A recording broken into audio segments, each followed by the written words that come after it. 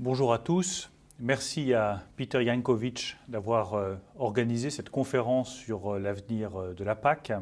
Merci également à l'IFRI, à tous les centres de recherche qui participent aujourd'hui à cette réunion. Je voudrais vous dire tout l'attachement que la France, que l'Autriche également, a vis-à-vis de la politique agricole commune et de l'avenir de cette politique agricole commune. Depuis plus de 2 ans, je travaille avec le ministre de l'Agriculture autrichien, Nikolaus Berlakovic, qui est un ami avec lequel nous travaillons de manière très constructive à cette réflexion sur l'avenir de la politique agricole commune. La France et l'Autriche partagent la plupart des idées forces sur cet avenir de la politique agricole commune et nous sommes décidés, France et Autriche, à défendre cet avenir de la PAC. La PAC, c'est d'abord l'indépendance alimentaire de 500 millions de consommateurs européens. Aujourd'hui, face aux crises alimentaires que nous voyons éclater un peu partout dans le monde, face aux crises sanitaires qui éclatent également dans certaines régions de la planète, nous avons besoin de garantir l'indépendance alimentaire des 500 millions de consommateurs européens.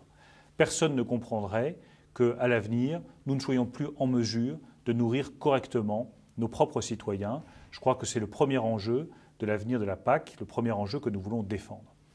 Le deuxième enjeu, c'est évidemment les millions d'emplois qui sont derrière la politique agricole commune. Défendre la PAC, c'est aussi défendre l'emploi sur le territoire européen.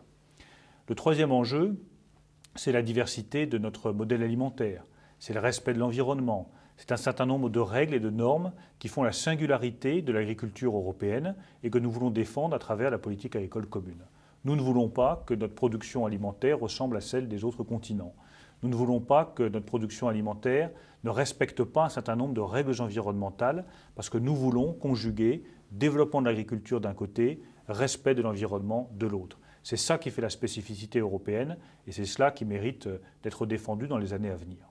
Alors si nous voulons y arriver, il faut faire un certain nombre de choix politiques que nous assumons avec Nikolaus depuis plusieurs mois. Premier choix, maintenir un budget de la PAC à l'euro près. On ne peut pas demander des règles environnementales, des règles sanitaires, des règles de respect du bien-être animal plus strictes que sur tous les autres continents du monde, et en même temps ne pas apporter les aides financières nécessaires avec un budget de la PAC que nous souhaitons maintenir à l'euro près. Deuxième enjeu, celui de la régulation des marchés. Nous sommes, Nikolaus et moi, opposés à une libéralisation totale des marchés agricoles.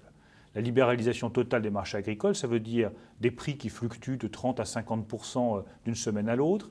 Ça veut dire des consommateurs qui font face à ces augmentations de prix erratiques. Ça veut dire des paysans qui sont incapables de voir à l'avenir quel sera leur revenu et qui se retrouvent dans une situation qui est intenable pour eux. Nous avons besoin d'une régulation des marchés et nous défendrons cette régulation des marchés avec Nikolaus comme nous le faisons depuis plusieurs mois.